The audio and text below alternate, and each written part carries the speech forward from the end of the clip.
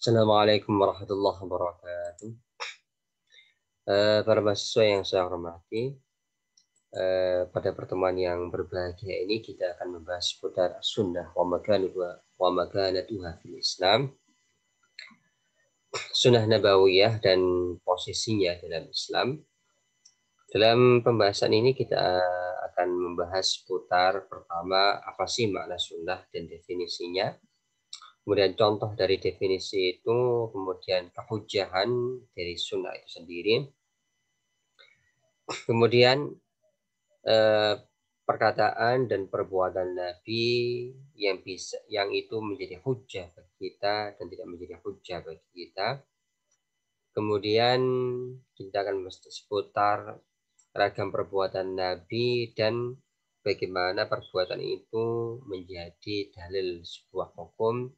Dan tentu saja yang terakhir adalah manzilatus sunnah min nahyatil ahkam fil Quran. Posisi sunnah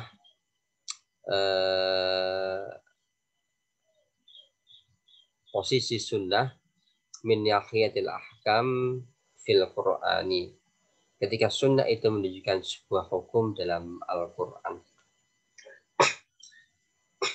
Yang pertama adalah apa sih yang disebut dengan as-sunnah? Sunnah dan definisinya. Sunnah itu secara etimologi atau bahasa adalah at-tariqatu mahmudatan kanat au mazmudatan. Secara bahasa, sunnah adalah jalan, metode, manhaj, sistem, baik itu terpuji atau tercela. Pemanaan bahwasanya sunnah itu adalah tariqah mahmudatan kanat au majmumah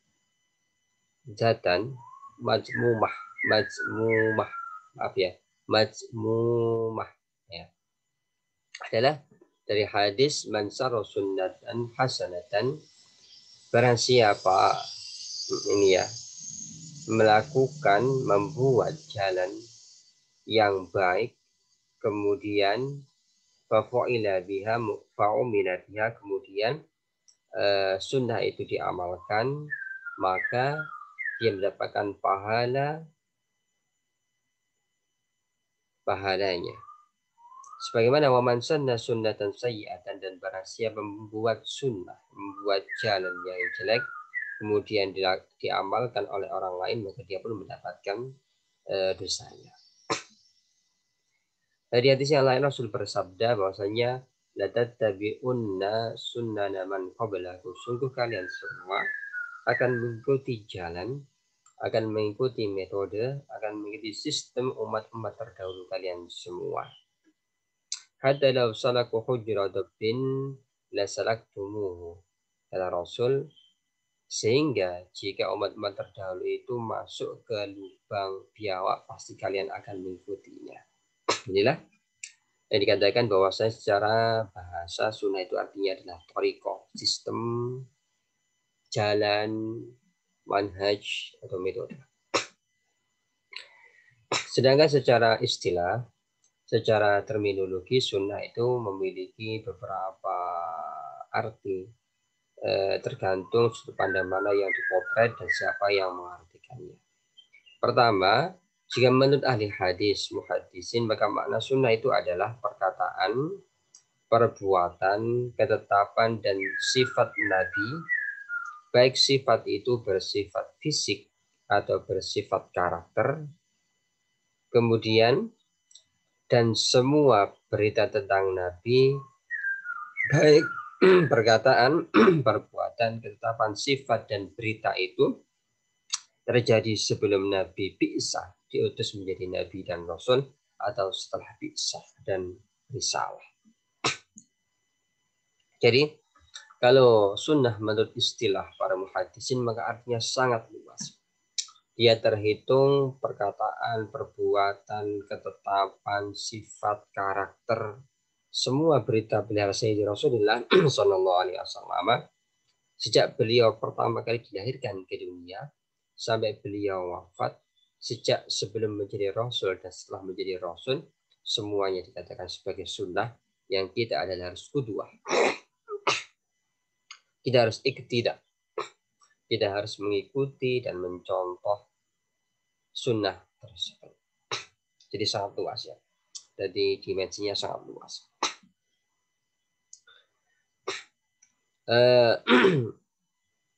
Artinya, jika sunnah itu adalah qoblal bi'sah am ba'daha,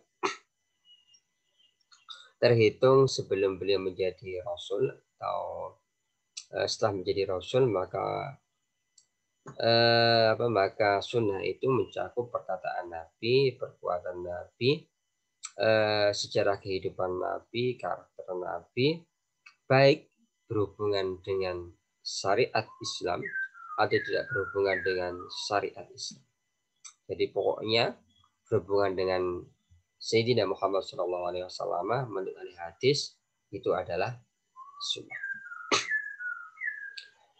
Yang kedua adalah menurut ahli fikih. Masa bada sunnah menurut ahli fikih adalah sebuah hukum yang datang dari Nabi Shallallahu Alaihi Wasallam, yang tentu saja sunnah itu bukan sesuatu yang wajib, ya, bukan sesuatu yang wajib. Nah ini perbedaan antara jadi kalau jadi sangat sempit ya. Kalau menurut ahli fikih, maka sunnah itu adalah kategori dari hukum 5 itu cakupannya. Jadi ada wajib, ada sunnah, ada makruh, ada mubah, ada haram. Nah, sunnah adalah salah satu dari hukum 5 ini. Nah, tapi kalau muhadisin, maka sunnah itu adalah semua yang ada sangkut pautnya dari Sayyidi Rasulullah Sallallahu Alaihi Wasallam. Nah, sekarang sunnah itu para mahasiswa yang saya hormati ada 3. Ada qauli, ada fi'li, ada taqriri. Sunnah itu sesuatu yang berhubungan dengan Sayyidina Muhammad SAW. Baik itu menurut ahli hadis, menurut ahli usul, atau menurut ahli fikih itu ada 3. Ada qauli, itu sesuatu yang berhubungan dengan Rasul yang diucapkan oleh Rasul. Kemudian fi'li, itu sesuatu yang dipotret oleh para sahabat dari perbuatan Sayyidi Rasulullah SAW. Bagaimana beliau sholat, bagaimana beliau haji, bagaimana beliau puasa, bagaimana beliau berjihad, bagaimana beliau bermuamalah sesama manusia. Kemudian yang ketiga adalah takdir, adalah sesuatu yang berhubungan dengan Sayyidi Rasulullah, yakni pengakuan Sayyidi Rasulullah kepada ucapan atau perbuatan sahabatnya. Pengakuan itu ada kalanya pertama adalah yaskutu minhum adilalatir ridha. Jadi ada sahabat melakukan perbuatan, kemudian perbuatan itu Rasul tidak mengkomplain. Rasul diam saja, Rasul menyetujuinya. Atau mungkin Rasul diam dan menguatkannya dan berbicara bahwasanya perbuatan itu diperbolehkan oleh syariat. Namanya adalah takdir. Oke.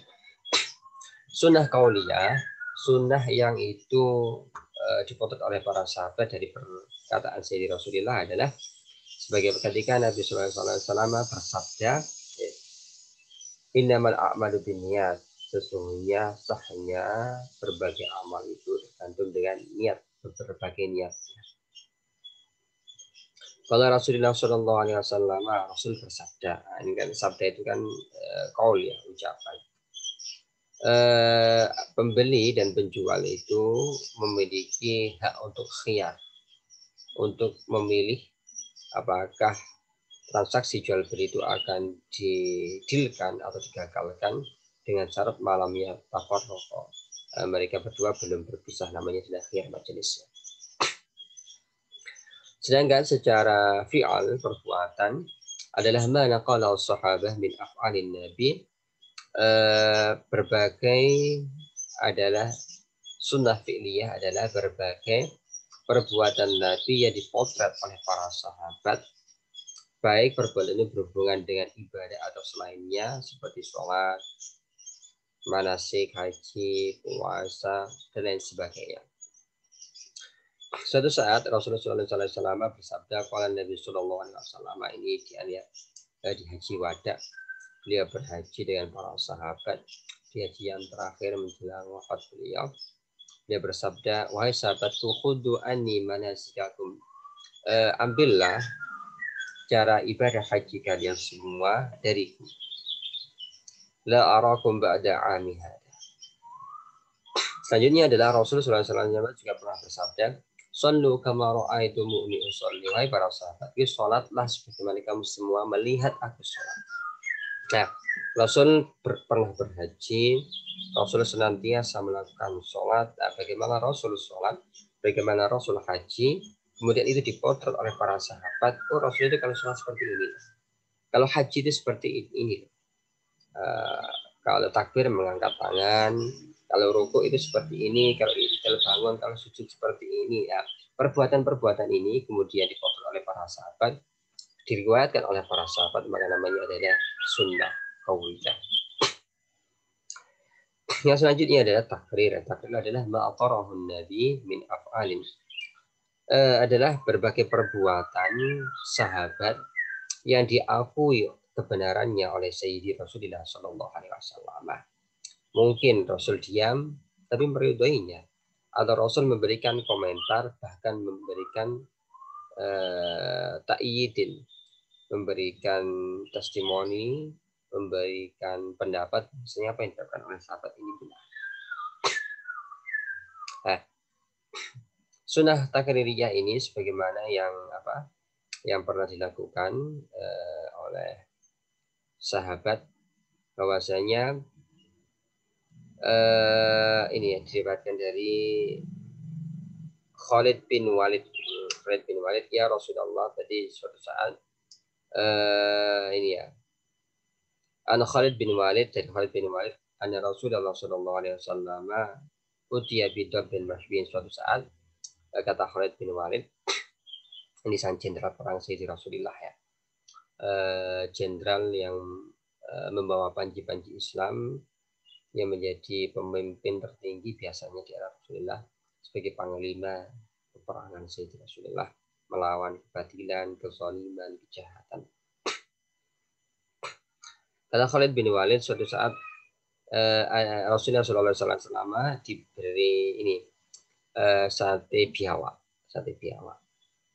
Faquriba ilaihi fa'ahwa ilaihi biyadihi liya'kula minhu. Qala lahu man hadara ya Rasulullah innahu lahmu dabbin. Oke, kemudian ketika sate biawak ini diberikan oleh Sayyidi Rasulullah, maka para sahabat, Khalid bin Walid berkata, ya Rasulullah, aharamun dab. Jadi Rasulullah sudah ingin mengambil, kemudian Rasul berkata, ini yang memberi siapa ini? Satenya apa ya? Kemudian dijawab oleh Rasulullah, oh ini Rasul sate biawak. Kemudian Rasul tidak jadi mengambil sate itu. Kemudian Khalid berkata, ya Rasul, aharamun dab, apakah biawak itu haram? Maka Rasul berkata, lah, tidak haram. Walakin lam yakun bi ardi qaumi fa'ajiduni u'afuhu. Enggak haram. Tapi di daerahku tidak ada biawak ini, maka aku tidak terbiasa memakan biawak. Fa'ahwa Khalidun ila dhab fa'akala minhu. Namun akhirnya Khalid bin Walid tetap memakan sate biawak itu. Wa Rasulullah yanduru. Rasulullah tetap mengamati dan melihat Khalid ketika memakan biawak itu. Dan Rasul tidak melarangnya. Bahkan Rasul memberikan komentar, biawak itu tidak haram. Rasul tidak memakan biawak itu karena ini ya, di daerah Rasul tidak ada biawak. Ini namanya adalah sunnah takrifiyah, perbuatan yang dilakukan oleh sahabat. Rasul tidak melarangnya, Rasul tidak mengingkarinya, baik Rasul itu diam saja, tapi ada indikasi Rasul menyetujui-nya, atau Rasul memberikan komentar, sebagaimana ini ya, hadis Khalid bin Walid ini. Yang selanjutnya adalah hujjatus sunnah. Sunnah nabawiyah itu dalam Islam tentu saja menjadi dalil landasan kita bersyariat, landasan kita bertarekat, landasan kita berhakikat dan berma'rifat. Tentu saja sunnah itu menjadi pedoman kita, menjadi sumber hukum kita pasca Al-Quran. Oke. Kemudian sunnah itu, sunnah nabawiyah baik yang qauliyah, fi'liyah, takririyah, itu menjadi dasar kita beragama. Itu bisa kita temukan dalam Al-Quranul Karim, dalilnya, atau ijma' sahabat, kesepakatan para sahabat, atau rasional, dalil akliyah. Oke, dalam narasi, dalam sejarah ulumul hadis atau bahkan usul fikih ya, orang yang pertama kali wa'audu man tamassaka bihadil adillah ma'al ijma'. Orang yang pertama kali menjadikan Al-Qur'anul Karim dan ijma' sahabat sebagai dalil bahwasanya sunnah nabawiyah itu adalah sumber hukum kedua dalam Islam. Nah, itu adalah Imam Syafi'i. Oleh karena itulah beliau digelari oleh para koleganya sebagai nasirul hadis wal mudafi anhu wa multazimus sunnah. Oke. Jadi Imam Syafi'i itu karena beliau adalah orang yang sangat cinta kepada hadis, orang yang sangat paham kepada hadis, dia menguasai hadis baik riwayah dan dirayah. Dia membela dengan mati-matian bahwasanya sunnah itu sunnah ya, itu adalah sumber hukum Islam yang kedua. Keterangan ini bisa kita sebut kita temukan dalam kitab Al-Um dan kitab Ar-Risalah. Yang selanjutnya yang pertama adalah Al-Qur'an ya. Dalam Al-Qur'an kita bisa temukan mayyudi'ir rasulah faqad ata Allah. Barang siapa taat kepada Rasul Sayyidina Muhammad SAW, maka sungguh dia telah taat kepada Allah. Jadi barang siapa menjadikan as-sunnah sebagai dasar beragamanya, baik dalam berislam, beriman, dan berihsan, baik dalam berislam, baik berfikih, bertauhid atau bertasawuf, baik dalam bersyariat, bertarekat, dan berhakikat, maka sesungguhnya dia telah taat kepada Allah Subhanahu wa Ta'ala. Yang selanjutnya adalah ijma'us sahabah. Ijma'us sahabah, konsensus para sahabat. Jadi kalau kita belajar dari Islam, sejarah Islam, kita akan menemukan bahwasanya para sahabat itu betapa mereka menjadikan sunnah Sayyidina Rasulullah yang qauliyah, fi'liyah atau takririyah sebagai pedoman kehidupan mereka pasca Al-Quran. Jadi Al-Quran yang pertama, yang kedua adalah as-sunnah an-nabawiyah. Hal ini bisa kita lihat dalam cerita Mu'ad bin Jabal radhiyallahu anhu. Diriwayatkan dari Mu'ad bahwasanya Nabi Shallallahu alaihi wasallam ketika mengutus Mu'ad ke Yaman, jadi sahabat itu mengutus Mu'ad ke Yaman untuk menyebarkan Islam, maka Rasul berkata, "Kaifa taqdi?"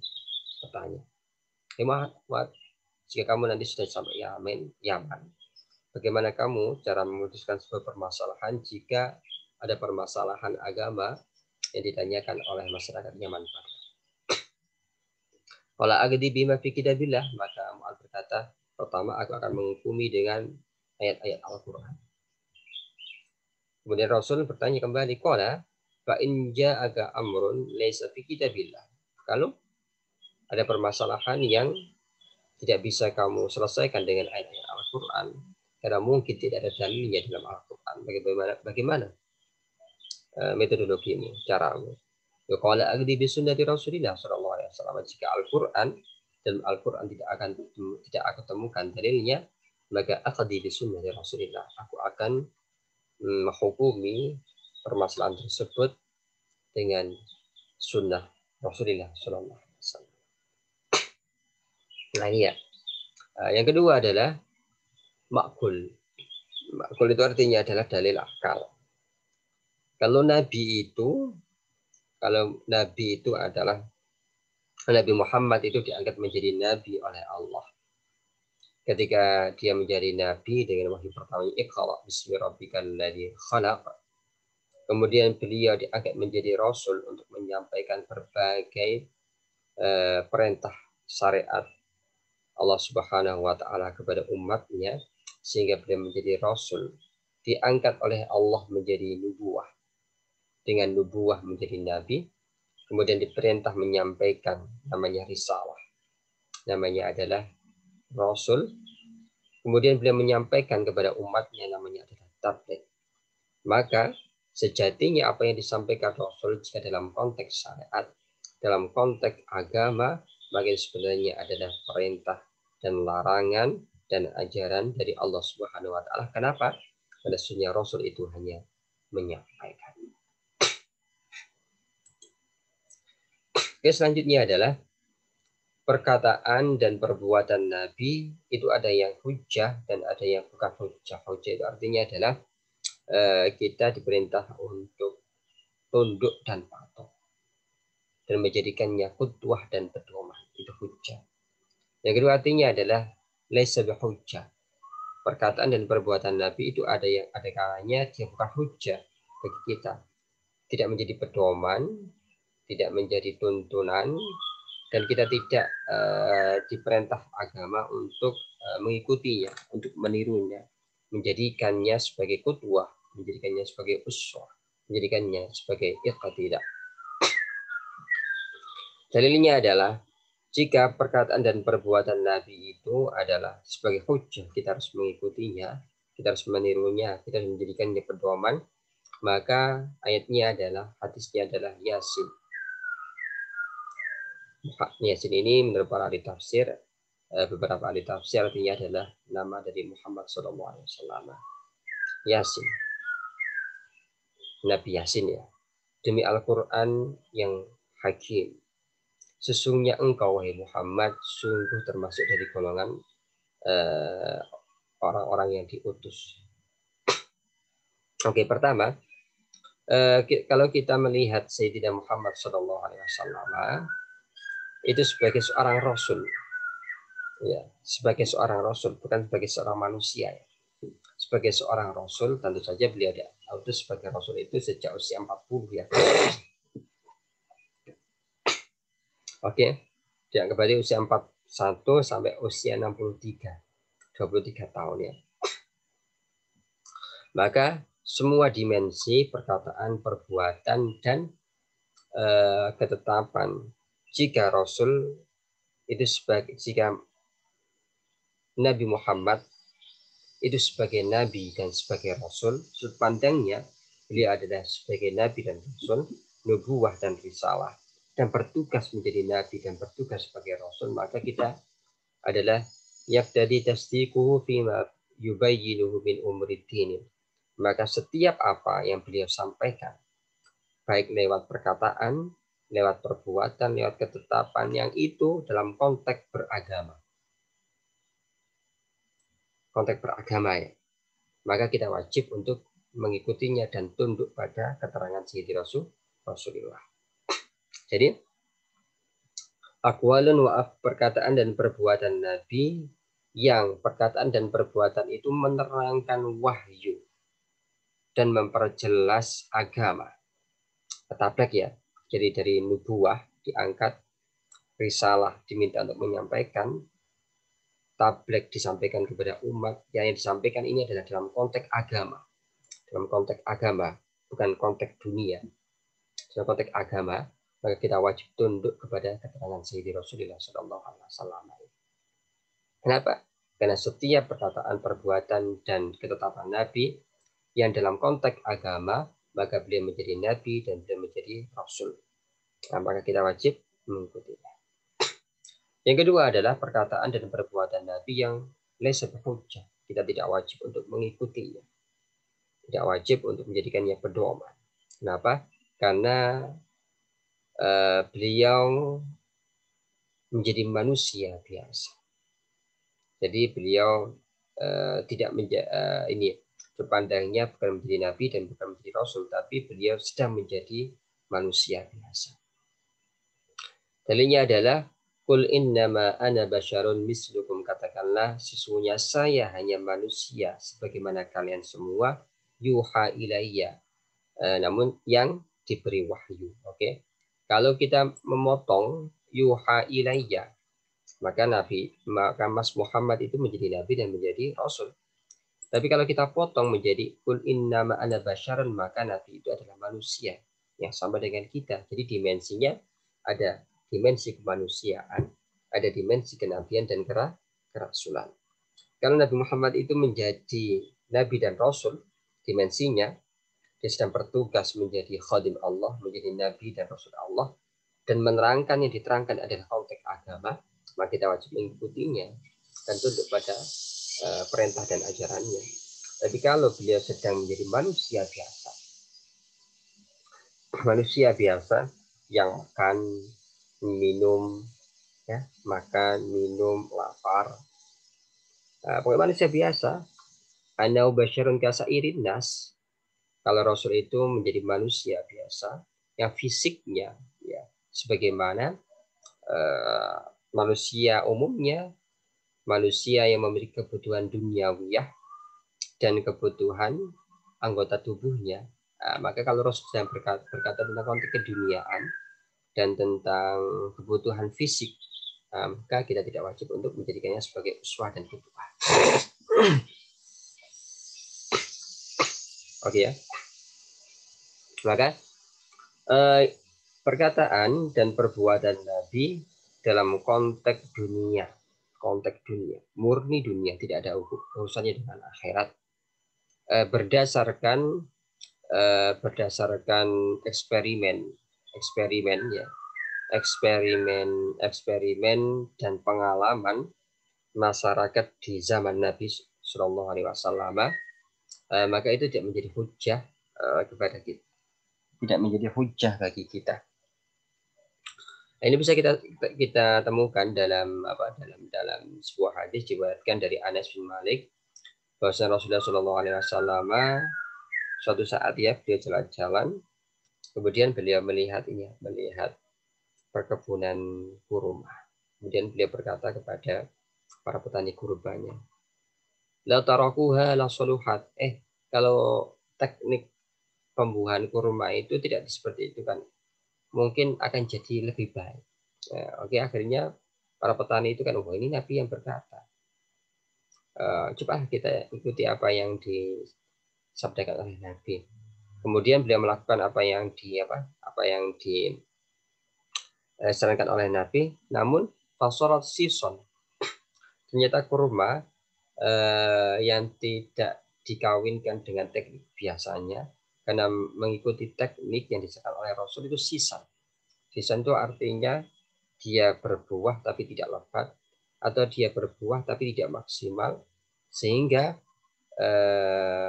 kurma mereka menjadi tidak seperti biasanya bagusnya. Kemudian mereka berkata, Nabi, ini kok hasilnya seperti ini, kok malah hasilnya jelek ya, kami mengikuti saran Anda. Akhirnya Rasul berkata, antum a'lam bima yasluhukum fi dunyakum. Oh iya. Para petani, kalian semua itu dalam konteks urusan dunia lebih tahu tentang profesi Anda semua. Tapi fa'amma amru ukhratikum fa ilayya. Namun kalau dalam konteks beragama, maka saya yang lebih tahu. Ini artinya kalau dalam konteks dunia murni yang disabdakan Nabi berdasarkan tajarrub, hukum adat di zamannya atau pengalaman masyarakat di zamannya, eksperimen manusia di zamannya, maka kita tidak wajib mengikutinya. Kenapa? Karena itu adalah syariah Sayyidi Rasulullah Shallallahu Alaihi Wasallam. Oke, selanjutnya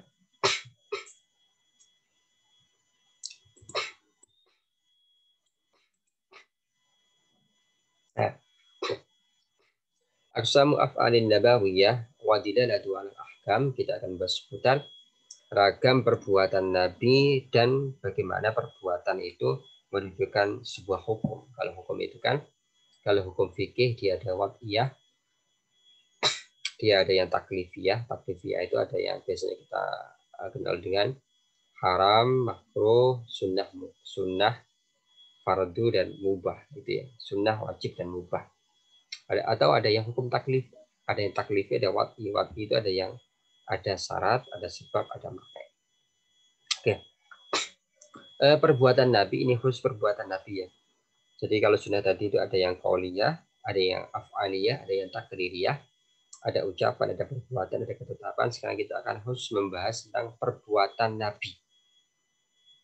Perbuatan Nabi itu oleh para usuliyin, ahli usul fiqh dalam Islam itu dibagi menjadi 5. Atau untuk lebih jelasnya Anda semua bisa membaca Af'alur Rasul karya Sulaiman Al-Asghar ya. Beliau membagi lebih dari ini, ada 10, ada berapa itu. Ya, perbuatan Nabi itu ada yang al-filu al-jibili, perbuatan yang berdasarkan dengan ini ya, tabiat manusia, jibillah. Kemudian al-fi'lu al-bayani, perbuatan Nabi yang beliau lakukan untuk menerangkan hukum Allah. Yang ketiga ada al-fi'lu at-tadbiqi, adalah perbuatan Nabi yang beliau lakukan untuk menerapkan hukum Allah. Ya. Ketiga adalah khusus an-nabawi, perbuatan Nabi yang khusus kepada Nabi yang umatnya tidak boleh meniru. Dan yang ketiga ada al-fi'lu al-mujarrad, adalah perbuatan Nabi yang bukan termasuk yang ini, bukan termasuk yang ini, bukan termasuk yang ini, tentu juga bukan termasuk yang ini.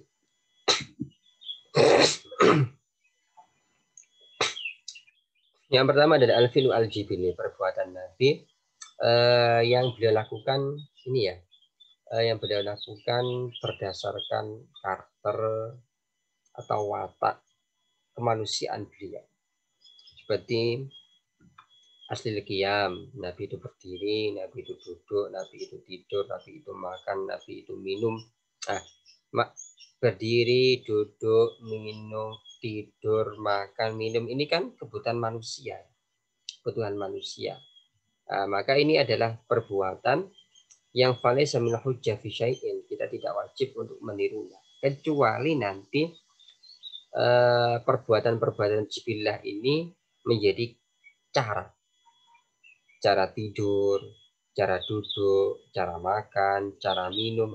Kalau sudah menjadi cara, ini kita sunahkan untuk mengikuti Sayyidina Rasulullah. Kalau mau makan, Sayyidina Rasulullah itu mencuci tangannya dulu, kemudian mengambil piring dan membaca bismillah, kemudian mengunyahnya 40 kali. Oke, kemudian setelah makan, beliau berhamdalah dan berjalan 40 kali. Ini adalah cara makan. Tapi kalau makannya itu adalah jibilah. Tapi kemudian menjadi cara makan, caranya ini yang harus kita ikuti. Kalau tidurnya, enggak. Jadi beda ya antara tidur dengan cara tidur. Nah, makan dengan cara makan. Yang kita ikuti dari Sayyidina Rasulullah adalah caranya, adabnya, bukan tidurnya. Nah, kalau berdirinya, duduknya, tidurnya, makannya, ini kan kebutuhan manusia ya. Ya sama, maka kita sama dengan Nabi kan. Maka kenapa kita tidak maka kenapa aslul qiyam ini dan selanjutnya itu bukan hujah, karena itu adalah karakter semua manusia. Tapi kemudian ketika menjadi cara duduk, cara tidur, cara makan, cara minum, maka itu kita disunahkan mengikuti Sayyidina Rasulullah Sallallahu Alaihi Wasallam. Yang selanjutnya ada al-filu al-bayani, adalah perbuatan Nabi Sallallahu Alaihi Wasallam yang perbuatan ini menerangkan sebuah hukum syariat. Nah, jadi ada Nabi Sallallahu Alaihi Wasallam sholat dan mimbar. Suatu saat Rasul itu sholat di atas mimbar. Sholat di atas mimbar. Kalau mimbar Sayyidina Rasulullah itu kan abahnya itu tingkatannya itu ada 3 ya, 1, 2, 3. Dia sholat di atas, yang paling atas itu. Kemudian ketika beliau setelah sholat, dia berkata, wahai manusia, aku sholat di atas mimbar ini, innama sunatu hada, agar kalian semua bisa bermakmum padaku dan kalian semua tahu bagaimana cara sholat yang benar. Jadi beliau melakukan sholat yang tujuannya beliau bayan, menerangkan, dengan menerangkan bahwasanya sholat itu seperti ini. Namanya adalah perbuatan untuk menerangkan syariat. Yang kedua adalah al-filu at-tadbiqi, perbuatan Sayyidina Rasulullah untuk menerapkan syariat Allah. Jadi bagaimana Rasulullah SAW itu perbuatannya itu terikat dengan mengikuti perintah Allah dan menjauhi larangan Allah. Sebagaimana Rasul itu menerapkan hukum cambuk, ya, hukum cambuk bagi orang yang menuduh orang lain berzina, kemudian memotong tangan pencuri. Ini namanya adalah tadbiqin. Rasul menerapkan hukum-hukum yang ada dalam Al-Quran. Yang selanjutnya adalah al-khosais an-nabawiyah, adalah perbuatan Nabi, bukan perkataan, bukan ketetapan, tapi perbuatan Nabi. Dan itu khusus untuk Nabi dan tidak boleh ditiru oleh umatnya. Contohnya adalah kajam'ihi tis'atan niswa. Dia itu istrinya lebih dari 4. Oke, lebih dari 4. Bahkan beliau meninggal masih ada 9 istri. Antis niswatin wafatun Mustafa. Khayyirna fakhtarna nabiyal Mustafa. Jadi beliau wafat, istrinya ada 9 yang masih hidup. Tentu saja Khadijah sudah meninggal dunia. Oke. Kemudian adalah wazawaju Zainaba biduni mahrin. Dia menikahi Zainab tanpa mahar. Nah, kalau Anda nanti menikah, tidak boleh tanpa mahar. Anda menikah harus ada maharnya. Kenapa? Karena mahar itu adalah hak yang harus diberikan oleh sang laki-laki kepada calon istrinya. Jadi tidak boleh menikah tanpa mahar. Kecuali nanti sang calon istri berkata, sudah, saya maharnya tidak usah dengan mahar. Itu tidak apa-apa kalau sang istri menggugurkannya. Tapi hukum awalnya adalah wajib sampai nanti hak itu digugurkan oleh calon mempelai perempuan.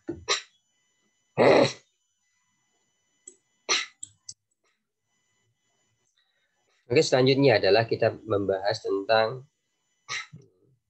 manzilatus sunnah binisbah lil Quran, posisi sunnah nabawiyah baik yang qauliyah, fi'liyah atau takririyah jika dinisbahkan kepada Al-Quran. Oke, dalam agama kita itu sudah clear ya bahwa sunnah itu adalah hujjah badal Quran. Wal masdar asani min masadir tasyri'at Islam. Jadi Al-Quran itu adalah sumber kita beragama, baik berislam, beriman, berihsan, bersyariat, bertarekat, berhakikat, berfikih, bertauhid, bertasawuf. Maka dalam konteks beragama, sunnah itu adalah menjadi sumber hukum yang kedua. Yang pertama adalah Al-Quran, setelah itu adalah sunnah nabawiyah Rasulullah Shallallahu Alaihi Wasallam. Nah, sebagaimana ini ya. Nah ini dalam kitab Jami'u Bayanil Ilmi wa Fadlihi disebutkan bahwasanya dari Abdullah bin Mas'ud, man arada lakum minkum qada' falyaqdi. Ini kata Ibnu Mas'ud ya. Ibnu Mas'ud ini salah satu orang yang bernama Abdullah dan dia menjadi ahli Al-Quran, kepercayaan Sayyidina Rasulullah Sallallahu Alaihi Wasallam dalam konteks Al-Quran. Barang siapa mendapatkan sebuah masalah, maka pertama hendaknya dia memutuskannya dengan Al-Quran, dengan kitab Allah. Kemudian jika tidak ada, maka bima qada bihi nabiyuhu, dengan sunnah nabawiyah, baik dengan fi'ilnya atau qaulnya atau takririnya. Jika Al-Quran tidak ada, kemudian hadis Nabi tidak ada, maka bima qada bihi shalihuna, dengan keputusan yang pernah dilakukan oleh orang-orang saleh. Orang-orang saleh itu dari orang-orang yang baik dalam beragamanya. Nah, itu ya jelas ya. Kalau Anda tidak menemukannya dalam Al-Quran, dalam sunnah nabawiyah, dalam keputusan orang-orang saleh, maka putuskanlah faliyajtahid ra'yah, maka berijtihad. Nah, ini adalah urutan jika Anda mendapatkan permasalahan dalam agama, bagaimana cara menentukannya. Kemudian adalah manzilatus sunnah min nahiyatil ahkam fil Quran. Bagaimana sih posisi sunnah nabawiyah jika seputar hukum-hukum yang ada dalam Al-Quran, seputar hukum yang ada dalam Al-Quran atau Al-Quran malah tidak menerangkannya. Oke, yang pertama adalah kita langsung kepada contoh.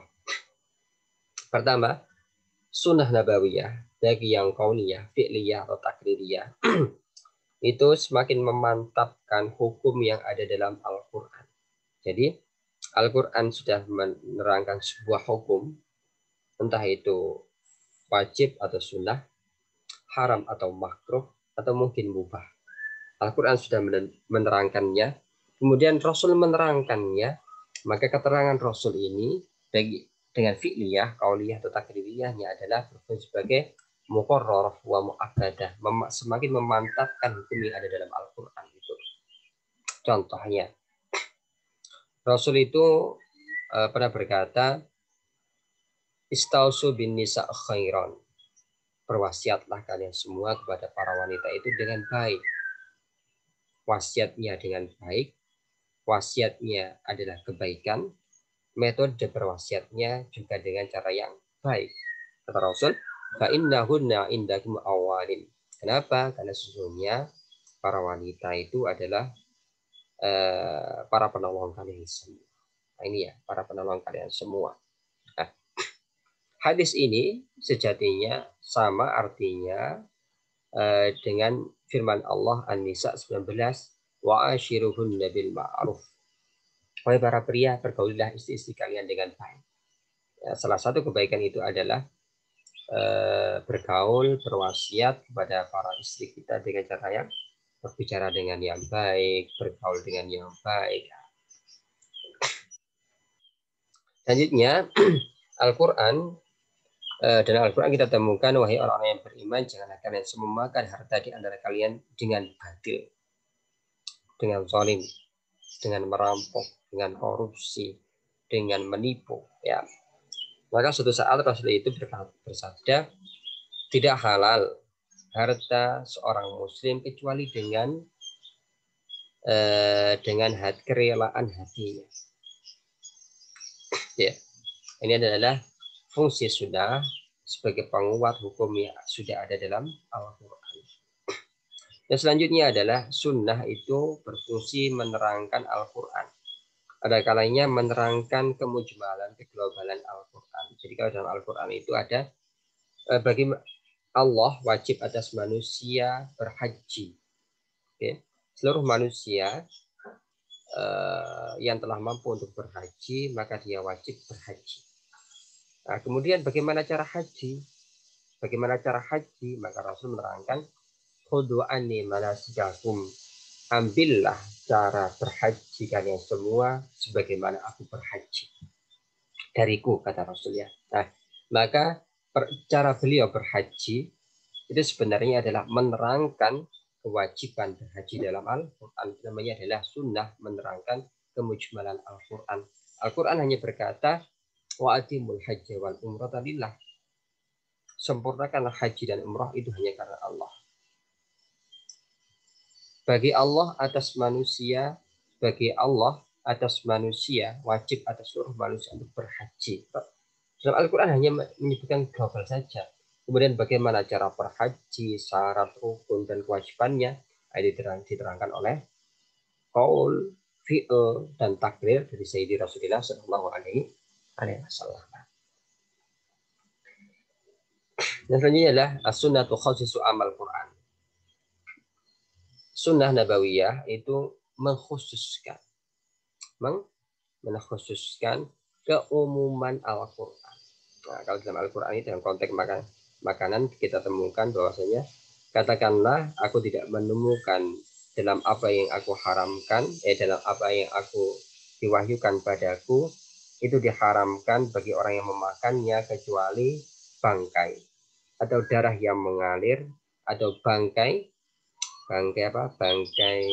atau daging babi. Oke. Kalau kita lihat ayat ini sangat umum sekali ya. Jadi yang diharamkan itu hanya bangkai, darah yang mengalir, dan daging babi. Rasulullah SAW dari keumuman ayat ini, wah berarti kalau kita baca Al-An'am 145 ini berarti selainnya halal dong. Jadi di sini tidak disebutkan daging babi. Kemudian juga tidak disebutkan perihal hewan-hewan yang berkuku, hewan-hewan yang bertaring. Ya, bagaimana hukumnya? Hukumnya kita temukan dalam hadis Nabi dalam Sunan Ibnu Majah. Rasulullah SAW dalam perang Khaybar melarang memakan setiap hewan buas. Hewan buas ya. Dan beliau juga melarang memakan setiap burung yang memiliki paruh, ya, paruh atau kuku untuk mencederai lawannya. Nah, artinya hadis ini mengkhususkan keumuman Al-Quran. Selanjutnya adalah sunnah itu membatasi kemutlakan Al-Quran. Dalam Al-Quran itu kita temukan bahwasanya ada perintah Allah, laki-laki yang mencuri, perempuan yang mencuri, maka potonglah tangannya. Tapi kita tidak tahu dalam Al-Quran itu memotongnya bagaimana, ukurannya mulai dari mana, ya, dari kanan atau dari kiri, dari pergelangan tangan atau dari mana. Nah, maka kemutlakan ini bisa dibatasi dengan keterangan Sayyidi Rasulullah SAW, yaitu summa amara biqatihi minal mifsal. Jadi potong adalah kanan, kemudian kiri, kemudian dipotongnya dari mifsal. Nah, seperti itu. Yang selanjutnya adalah sunnah nabawiyah itu menjadi perantara, menjadi dalil, menjadi petunjuk bagi kita untuk mengetahui nasih dan maksud dalam Al-Quran. Oke ya, nasih dan maksud dalam Al-Quran ini akan kita bahas selanjutnya ya. Oke, dalam Al-Quran disebutkan bahwasanya diwajibkan atas kalian semua jika kematian akan mendatangi kalian semua untuk berwasiat ya. Jadi ketika setiap orang yang akan meninggal dunia itu disunahkan untuk berwasiat. Nah, namun kemudian sunnah nabawiyah. Jadi wasiat ini ayat wasiat ini kemudian dinasakh oleh hadis Nabi bahwasanya ala la wasiyata li warisin, orang yang telah ahli waris itu tidak boleh menerima wasiat. Nah, selanjutnya adalah as-sunnah musbitatun wa munsyi'atun hukman sakata anil Qur'an. Sunnah itu menelurkan, memunculkan suatu hukum yang dalam Al-Quran tidak ada. Contohnya adalah seperti bagaimana hukum as-saybuz zani, hukum rajam sampai mati bagi orang yang telah menikah kemudian berzina. Jadi hukumannya dirajam sampai meninggal dunia. Dalam Al-Quran tidak ada. Yang kedua adalah larangan memakai sutra bagi laki-laki, bahkan memakai emas bagi laki-laki. Ini juga tidak akan kita temukan dalam Al-Quran. Tadi ada dalam hadis Sayyidi Rasulullah SAW. Kemudian juga larangan nikah mut'ah. Nikah mut'ah itu nikah kontrak. Nah, ini larangan ini juga tidak akan kita temukan dalam Al-Quran, tapi akan kita temukan dalam hadis Sayyidi Rasulullah SAW. Ini adalah perihal zina muhson, larangan memakai sutra dan emas bagi laki-laki, kemudian nikah mut'ah, itu adalah fungsi sunnah yang menurunkan hukum yang tidak ada dalam Al-Quran. Namanya adalah as-sunnah musbidatun wa munsyi'atun hukman sakat anhu Al-Quran. Ya, terima kasih para mahasiswa yang saya hormati. Mohon maaf atas keterlambatannya.